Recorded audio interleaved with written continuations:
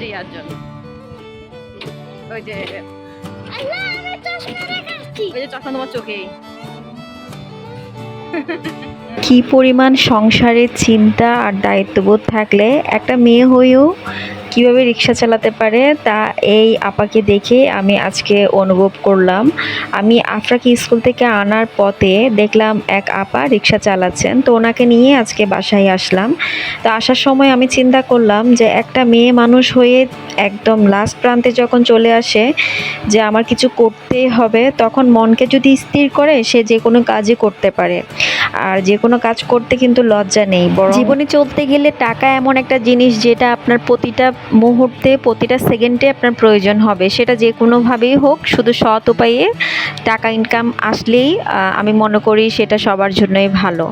আপনারা যারা গত ব্লগে চিন্তা করছিলেন আমি একদম নরম আমসত্ত্বা কেন রোল করেছি, তাদের জন্য আজকের এই ভিডিও। দেখতে পাচ্ছেন আমি নরম আমসত্ত্বাগুলো রোল করার একটাই কারণ ছিল, অনেকগুলো থালাতে যখন আমি দিয়েছিলাম সেগুলো বারবার ছাদে দেওয়া আবার ছাদ থেকে আনা আমার জন্য একটু কষ্টসাধ্য। আমার বাসাটা উত্তর সাইডের, যার কারণে দিনের বেলা সরাসরি রোদ কখনো আমার বাসায় আসে না, যার কারণে আমার ছাদেই দিতে হয় বাধ্য হয়ে।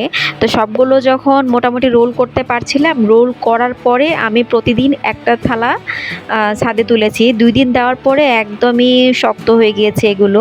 তো আমি ছোট ছোট পিস করে এগুলো কেটে বক্সে করে রেখে দিয়েছি, এতে খেতে সুবিধা হয়। দেখা যায় বাচ্চারা তো অনেক পছন্দ করে, ওরা একটু একটু নিয়ে খেতে পারে। তো আমি সবসময় এরকম করে ছোট ছোট করে পিস করে বক্সে করে রেখে দিই। আজকে সন্ধ্যায় দেখলাম হঠাৎ বৃষ্টি, আর হঠাৎ বৃষ্টিতে ইচ্ছে হলো যে একটু খিচুড়ি রান্না করি। তো আজকে খিচুড়ির সাথে ডিম ভুনা না করে আমি আজকে চিকেন দিয়ে চিকেন চাপ বানাচ্ছিলাম। মাঝে মধ্যে একটু অন্যরকম কিছু খেতে ইচ্ছে হয়, তাই না? আমার কাছে মাঝে মধ্যে ইচ্ছে হয় যে চিকেন চাপ দিয়ে আমি রুটি দিয়ে খাবো। পরে চিন্তা করি যে বাচ্চাদের ঘর যেহেতু, রুটি খেলে হয়তো আমি খাবো, বাচ্চারা রুটি খেলে আমার কাছে কেন জানি মনে হয় ওদের পেটটা ভরবে না, যার কারণে ওদের জন্য রুটি না বানিয়ে আমি ওদেরকে খিচুড়ি রান্না করেছি। আর এদিকে হচ্ছে চিকেন চাপটা করেছি। চাপ মশলাটা আমি মিরপুর 1 নাম্বার যে কাঁচা বাজার আছে ওখান থেকে কিনে এনেছিলাম। এর সাথে আমি আদা রসুন বাটা আর মরিচের গুঁড়া, হলুদের গুঁড়া, লবণ সব কিছু দিয়ে নিয়েছি। তো যাই হোক, আফরাকে স্কুল থেকে আনার সময় আমি এখানে কিছু রুল শিট নিয়ে এসেছিলাম।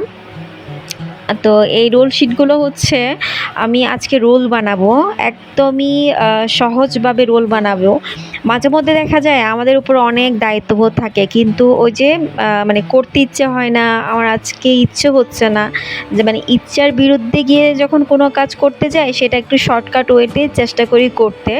তো আজকেও হচ্ছে সেম, আমার রোল বানাতেই হবে। মানে টিফিন আমার অলরেডি শেষ পর্যায়ে বাচ্চাদের জন্য, তো চিন্তা করলাম আজকে টিফিন বানাতেই হবে। এ কারণে হচ্ছে আমি আলু দিয়ে আর ডিম দিয়ে একটা পুর করে নিয়েছিলাম। আমার বাচ্চারা রোলের মধ্যে শুধু আলুটা খেতে খুব পছন্দ করে, তো আমি আলুটার মধ্যে ভালো করে বেশি করে টমেটো দিয়ে, তারপর পেঁয়াজ কুচি, কাঁচামরিচ কুচি, একটু ধনিয়া জিরার গুঁড়া, একটু হলুদের গুঁড়া, লবণ আর 2টা ডিম একসাথে দিয়ে বেশ কিছু আলু ভাজি করে নিয়েছি। জাস্ট সেটা দিয়ে আজকে রোলটা করে নিচ্ছি। আর রোল করার সময় আমার বাচ্চারা কিন্তু আমাকে হেল্প করে, এই যে দেখতেই পাচ্ছেন। আমার ছোট ছেলে কিন্তু মোটামুটি আমার অনেক কাজে হেল্প করে। তো ও যেহেতু একটু মানে পড়া শেষ করে একটু যদি সময় পায় তখন হেল্প করে। ওকে বলছিলাম যে শিটগুলো একটু আলাদা করে দিতে, ও তাই করলো। আর বড় ছেলেও তো এখন ক্লাস 10-এ, ওর পড়াশোনার চাপটা একটু বেশি, করতে চাইলেও তেমন একটা সময় পায় না, তারপরও মাঝে মধ্যে এটা সেটা করে দিতে বলি। তো রোলগুলো আমি সব একসাথে করে নিয়েছি। এগুলো যেহেতু আমি শিট দিয়ে করেছি, এগুলো একটার সাথে একটা তেমন একটা লেগে যায় না। তারপর আমি ফ্যানের বাতাসে একটু রেখেছি, তো উল্টিয়ে দিচ্ছিলাম যাতে করে লেগে না যায়।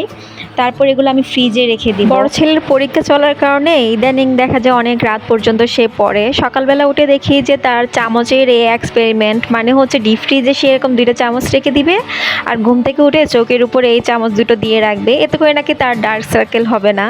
মাশাআল্লাহ, এখনকার বাচ্চাগুলো না অনেক কিছুই জানে, যেটা আমরা ওদের বয়সে না এত কিছু জানতাম না।